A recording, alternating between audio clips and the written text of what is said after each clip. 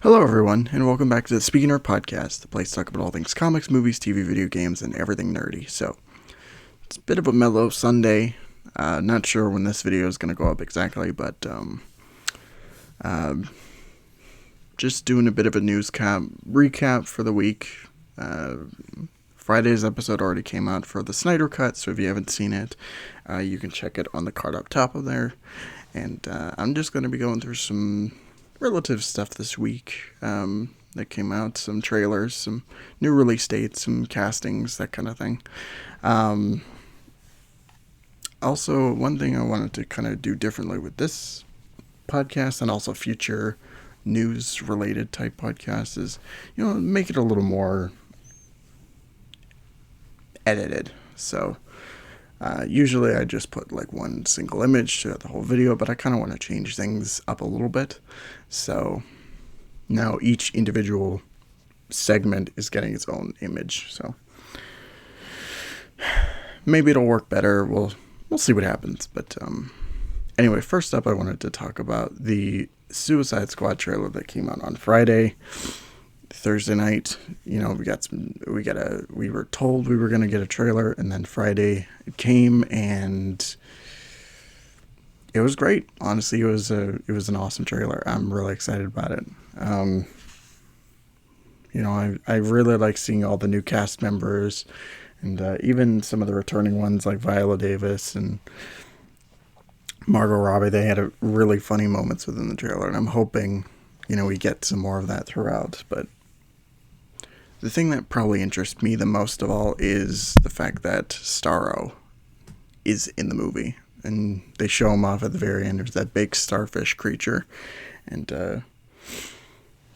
Starro's kind of an interesting character. And not really used a whole lot in media. But if you've watched Batman the Brave and the Bold, which I know one of my co-hosts loves especially, then you know how terrifying it actually is when Starro shows up. But I'm hoping they do it justice, and I'm hoping that they use some elements of that. Some tiny Starro things just plop onto people's faces, and then they're just mind controlled. So that'll be fun. It'll be especially fun for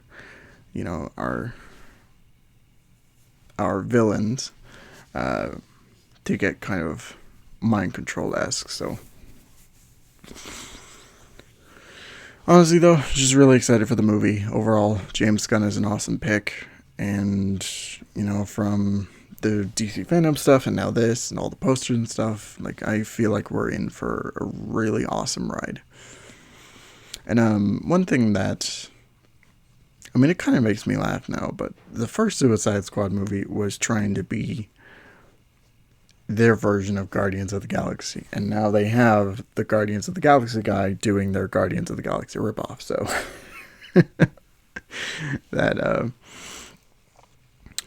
that's just a really fun thought for me. But yeah, not really much else to say. Trailer looks great. Can't wait for the movie. Hopefully it keeps the release date. But okay, moving on to the next bit of news, which I was excited about. Invincible, which is the Robert Kirkman comic book. They made a television series, which is an Amazon Prime exclusive, and I gotta say, they released the first 3 episodes, and I only managed to watch the first one. But I thought it was great, honestly. I'm really excited for this show and to watch more of it throughout the corresponding weeks. I like all the characters. The cast is really good. J.K. Simmons is always a delight to see. So, yeah, never read Invincible.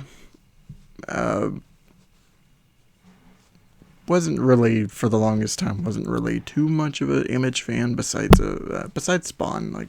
Spawn's pretty much the go-to. But from the looks of this series, man, it just looks like pretty awesome to me. So hopefully, hopefully the rest of the series can live up to that, and I'm excited.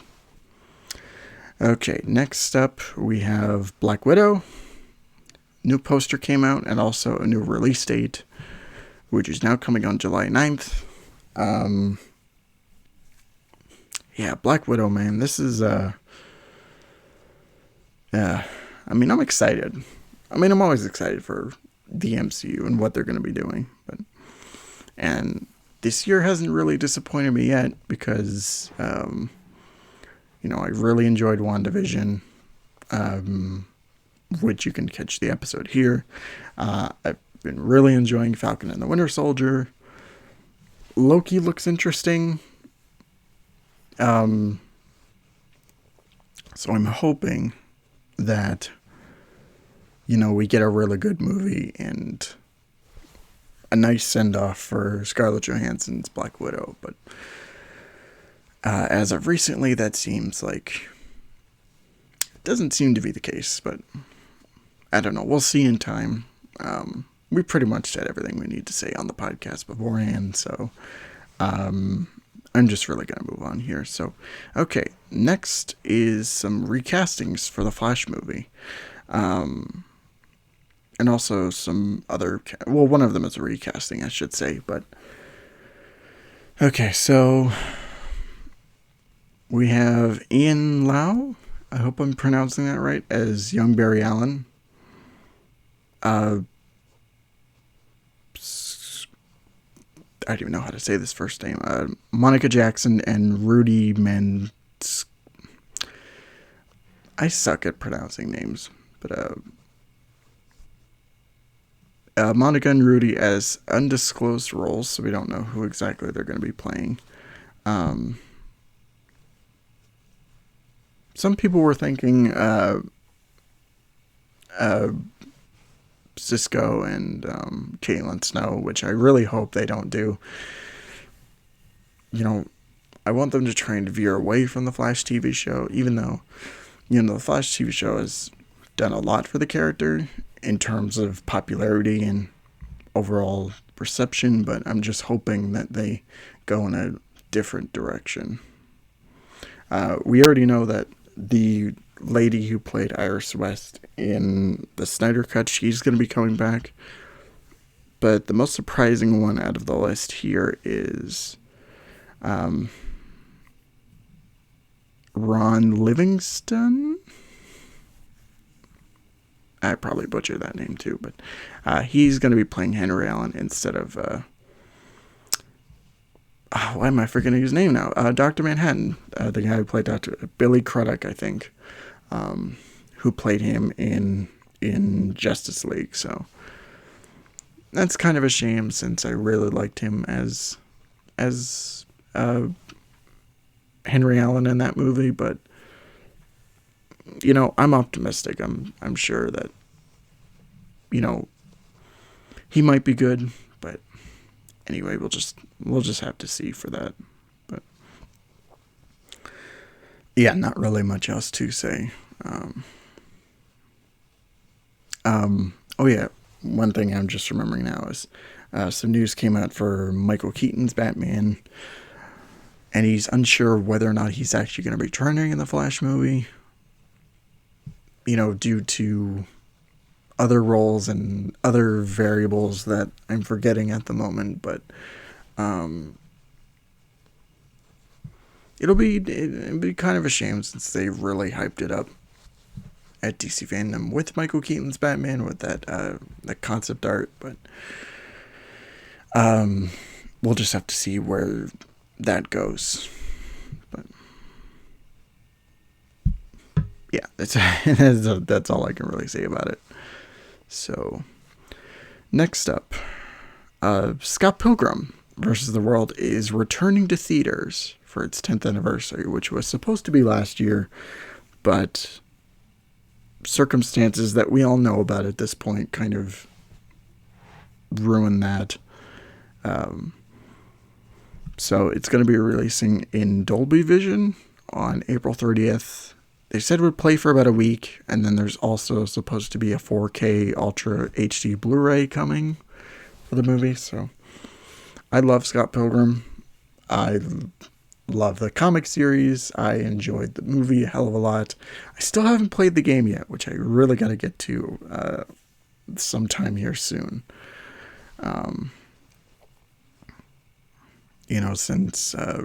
Since everybody around me seems to like the game a lot, so I gotta play it at some point.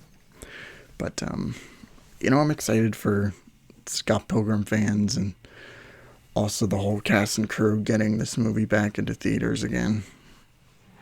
It's well deserved because it's honestly a great movie, and I recommend you all go watch it. So whether you're going to watch it on Blu-ray, DVD, or maybe you're waiting for that 4K set, I don't know. But I recommend everybody to watch it at some point in their lives because it's awesome. Okay, so the last bit of news we have here, or actually two of them. I almost forgot about one of them, but next is relating to Batwoman. Not only did we get a first look at Black Mask, but we also got a recast, which I'll talk about here in a second. So first up is the Black Mask first look, and it looks fine. Nothing spectacular or anything. I mean, it looks fine. Yeah, that's really all I gotta say. I'm curious to see where they take this version of the character, comparing it to the Birds of Prey movie, because that, like, E. McGregor, like, he chewed up the scenery and he was a blast to watch. But I know that everybody wasn't really on board with that kind of flamboyant version of Black Mask. So I'm curious to see where they go from that. But the other bit of news relating to Batwoman was that Kate Kane herself, who was originally played by Ruby Rose, started in Elseworlds, came back for Crisis, and also did the first season of her show. They're recasting her with Wallace Day for, I guess, from now on. I'm not exactly sure the context for it, whether it's just going to be for, like, an episode or two. Like, they didn't really say. But if this was for, like, the short term, it makes me wonder why they didn't just get Ruby Rose back. But if this is for the long term, then I can understand why they'd want to go with another actor for the role. But I don't know. It's a very weird situation.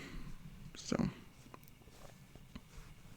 and the last bit of news here was that SpiderMan No Way Home has wrapped up filming, and a kind of gift for the staff and the crew kind of got leaked out, and it might have just confirmed to us that some returning Spidey actors are definitely there. Because I'm not going to show the shirt just because I don't want anything to happen with this video, but on the shirt you can both see Andrew Garfield's TASM 1 suit, and then also in a separate box there's some Raimi font. So it makes you kind of wonder, is that pretty much a confirmation?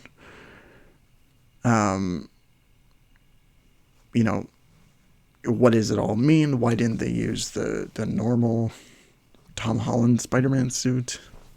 A whole bunch of questions, and I hope that we get a trailer here at some point soon,